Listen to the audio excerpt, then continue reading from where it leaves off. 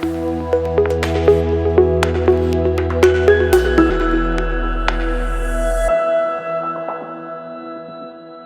Friends, welcome back to our channel. Friends, ఈ యొక్క notification వచ్చేసి గవర్నమెంట్ ఆఫ్ ఇండియా కింద పనిచేస్తున్నటువంటి NIOT నుంచి ఒక నోటిఫికేషన్ వచ్చేసి అఫీషియల్గా రిలీజ్ కావడం జరిగింది. ఈ యొక్క notification 10th ITI diploma degree చేసిన ప్రతి ఒక్కరు యొక్క పోస్టులకు అయితే అప్లై చేసుకోవచ్చు. అందరికీ అయితే మనకి వేకెన్సీస్ అయితే ఉన్నాయి. ఫుల్ డీటెయిల్స్ అయితే ఈ వీడియోలో ఎక్స్ప్లెయిన్ చేశాను, చూసి అప్లై చేసుకోండి. ఫ్రెండ్స్, ఈ యొక్క నోటిఫికేషన్ వచ్చేసి గవర్నమెంట్ ఆఫ్ ఇండియా కింద పనిచేస్తున్నటువంటి national institute of awesome technology నుంచి ఒక నోటిఫికేషన్ అయితే అఫీషియల్గా రిలీజ్ కావడం జరిగింది. ఈ యొక్క నోటిఫికేషన్కి అప్లై చేసుకోవాలి అంటే all India citizens male or female ప్రతి ఒక్కరు అయితే అప్లై చేసుకోవచ్చు. ఇక్కడ ఇచ్చారు చూడండి, ఇండియన్ సిటిజన్స్ అయితే చాలు, ఏ రాష్ట్రానికి చెందిన వాళ్ళైనా యొక్క పోస్టులకి అయితే అప్లై చేసుకోవచ్చు. ఆన్లైన్ విధానం ద్వారా అయితే ఒక పోస్టులకి అయితే అప్లై చేసుకోవాల్సి ఉంటుంది. వెబ్సైట్ లింక్ అయితే ఇక్కడ ఇచ్చారు కదండి, ఒక వెబ్సైట్ లింక్ని విజిట్ చేసి ఒక పోస్టులకి అయితే అప్లై చేసుకోవాల్సి ఉంటుంది. మనకి అన్నీ కూడా ఒక డైరెక్ట్ రిక్రూట్మెంట్ బేసిస్ని అయితే మనకి రిక్రూట్మెంట్ అయితే చేస్తున్నారనే ఒక నోటిఫికేషన్లోనే మనకి క్లియర్గా అయితే ఇవ్వడం జరిగింది.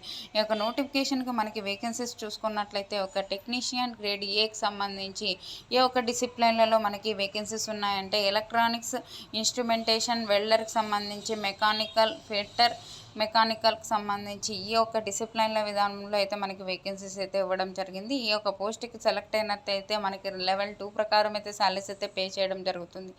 బేసిక్ పేనే మనకి 19,900 నుంచి 63,200 వరకు అయితే మనకి పే చేయడం జరుగుతుంది. అన్ని అలవెన్సెస్తో సహా మనకి శాలరీ వచ్చేసి మంత్లీ ఎంత ఉంటుంది అంటే 36,000 పైగానే మనకి శాలరీస్ అయితే ఇవ్వడం జరుగుతుంది అనమాట. మనకి టోటల్ వచ్చేసి 5 పోస్టులు అయితే వేకెన్సీస్ ఉన్నాయి. జనరల్ కేటగిరీ 3, OBC 1, EWS 1 అయితే వేకెన్సీస్ ఉన్నాయి. అన్ని పోస్టులకైతే ఈ యొక్క పోస్టులకైతే అప్లై చేసుకోవచ్చు. నెక్స్ట్ వచ్చేసి మనకి ఒక సైంటిఫిక్ అసిస్టెంట్ గ్రేడ్ ఏకి సంబంధించి ఏ ఒక్క పోస్టులకి ఏ ఒక్క డిసిప్లైన్లలో మనకి వేకెన్సీస్ ఉన్నాయంటే mechanical, electrical, electronics and communication, life సైన్సెస్కి సంబంధించి మనకి వేకెన్సీస్ అయితే ఉన్నాయి. ఈ లెవెల్ 6 ప్రకారం అయితే శాలరీస్ అయితే పే చేస్తారు. మనకి బేసిక్ పే 35,400 నుంచి మనకి ఒక 1 lakh పైన అయితే మనకి శాలరీస్ అయితే ఇవ్వడం జరుగుతుంది. బేసిక్ పేనే అన్ని అలవెన్సెస్తో సహా మనకి 50,000 పైగానే మనకి శాలరీస్ అయితే ఇవ్వడం జరుగుతుంది. 5 పోస్టులు అయితే వేకెన్సీస్ ఉన్నాయి. జనరల్ కేటగిరీలో 3, OBC 1, EWS వాళ్ళకైతే 1 అయితే వేకెన్సీస్ ఉన్నాయి. ఒక సైంటిఫిక్ అసిస్టెంట్ గ్రేడ్ బి సంబంధించి ఒక టెక్నికల్ ఆఫీసర్కి సంబంధించి ఏ విభాగంలో వేకెన్సీస్ ఉన్నాయంటే mechanical, electrical, electronics and communication సంబంధించి విభాగంలో అయితే ఒక డిసిప్లిన్లో అయితే మనకి వేకెన్సీస్ అయితే ఉన్నాయి. లెవెల్ 7 ప్రకారం అయితే శాలరీస్ అయితే పే చేస్తారు. బేసిక్ పేనే మనకి 44,900 అయితే ఉంటుంది. అన్ని అలవెన్సెస్తో సహా మనకి 60,000 పైగానే మనకి శాలరీస్ అయితే ఇవ్వడం జరుగుతుంది అనమాట. మనకి 3 పోస్టులు అయితే జనరల్ కేటగిరీలో వేకెన్సీస్ ఉన్నాయి. జనరల్ కేటగిరీ అంటే యూఆర్ అనమాట. యూఆర్లో అన్ని వేకెన్సీస్ ఉన్నాయి కాబట్టి ఈ యొక్క పోస్టులకు అయితే ప్రతి ఒక్కరు ఏ కేటగిరీ చెందిన వాళ్ళైనా ఈ యొక్క పోస్టులకు అయితే అప్లై చేసుకోవచ్చు.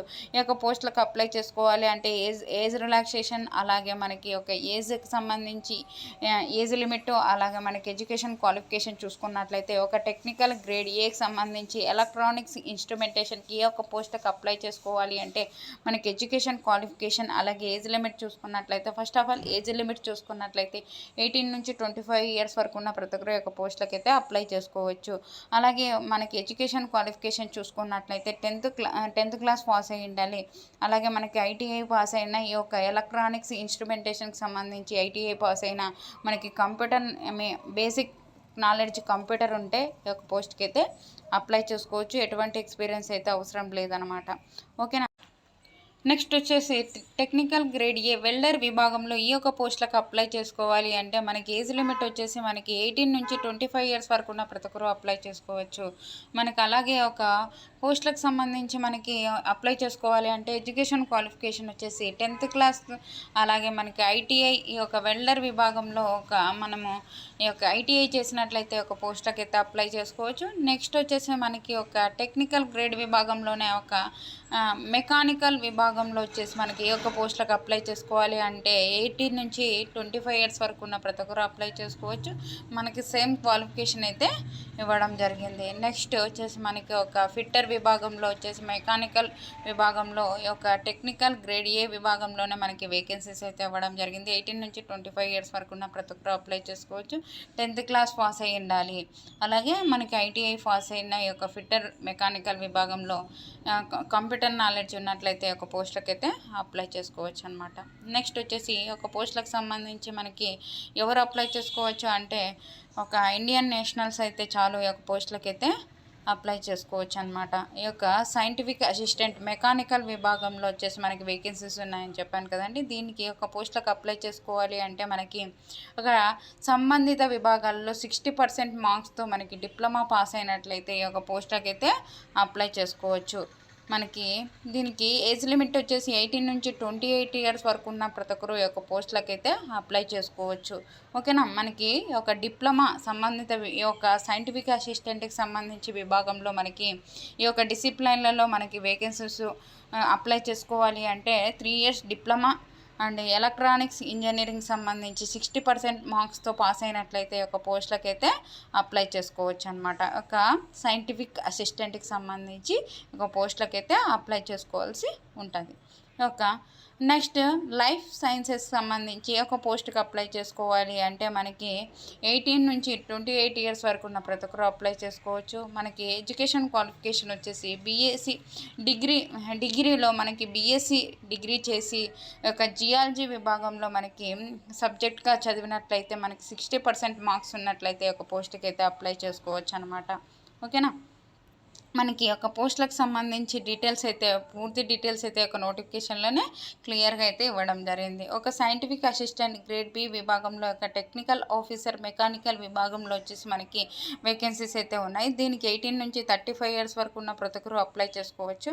మనకి ఎడ్యుకేషన్ క్వాలిఫికేషన్ వచ్చేసి మనకి ఒక 3 ఇయర్స్ డిప్లొమా మెకానికల్ ఇంజనీరింగ్ సంబంధించి 60% మార్క్స్తో పాస్ అయినట్లయితే మనకి ఒక పోస్ట్కి అయితే అప్లై చేసుకోవచ్చు. మనకి బేసిక్ కంప్యూటర్ నాలెడ్జ్ అయితే ఉండాలని ఇచ్చారు. నెక్స్ట్ వచ్చేసి ఒక సైంటిఫిక్ అసిస్టెంట్ గ్రేడ్ బిలో ఒక టెక్నికల్ ఆఫీసర్ ఎలక్ట్రికల్ విభాగంలో ఈ యొక్క పోస్ట్కి అప్లై చేసుకోవాలి అంటే 18 నుంచి 35 ఇయర్స్ వరకు ఉన్న ప్రతి ఒక్కరు అప్లై చేసుకోవచ్చు. మనకి 3 ఇయర్స్ డిప్లొమా ఎలక్ట్రికల్ ఇంజనీరింగ్లో 60% మార్క్స్ వచ్చినట్లయితే ఒక పోస్టులకు అయితే అప్లై చేసుకోవచ్చు అనమాట. నెక్స్ట్ వచ్చేసి టెక్నికల్ ఆఫీసర్కి సంబంధించి ఈ యొక్క పోస్టులకు వచ్చేసి మనకి అప్లై చేసుకోవాలి అంటే 18 నుంచి 35 ఇయర్స్ వరకు ఉన్న ప్రతి ఒక్కరు అప్లై చేసుకోవచ్చు. డిప్లొమా అయితే పాస్ అయ్యి ఉండాలి 60% మార్క్స్తో.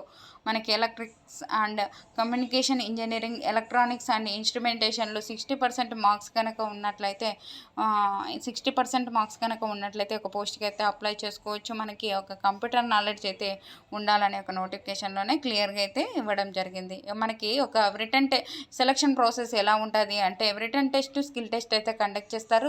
రిటర్న్ టెస్ట్లో వచ్చిన మార్క్స్ ఆధారంగా మనకి షార్ట్ లిస్ట్ చేసి మనకి దాని తర్వాత స్కిల్ టెస్ట్ అయితే కండక్ట్ చేస్తారు. మనకి ఒక రిటర్న్ టెస్ట్ సంబంధించి మనకి మార్క్స్ వచ్చింటాయి కదండి. మార్క్స్ వచ్చిన ఆధారంగా మనకి షార్ట్ లిస్ట్ 1:50 రేషియో ప్రకారం అయితే తీసుకొని మనకి ఒక షార్ట్ లిస్ట్ చేసి మనకి ఒక జాబ్కి అయితే మనకి ఇవ్వడం జరుగుతుందన్నమాట. ఇక్కడ ఇచ్చారు చూడండి, ఇండియన్ ఒక సిటిజన్స్ ఆఫ్ ఇండియా అంటే ఆల్ ఇండియా సిటిజన్స్ అయితే ఒక పోస్టులకు అయితే అప్లై చేసుకోవచ్చు. ఇక వెబ్సైట్ ఉంది కదండి, ఈ యొక్క వెబ్సైట్ని విజిట్ చేసి ఒక పోస్టులకు అయితే అప్లై చేసుకోవాల్సి ఉంటుంది అనమాట.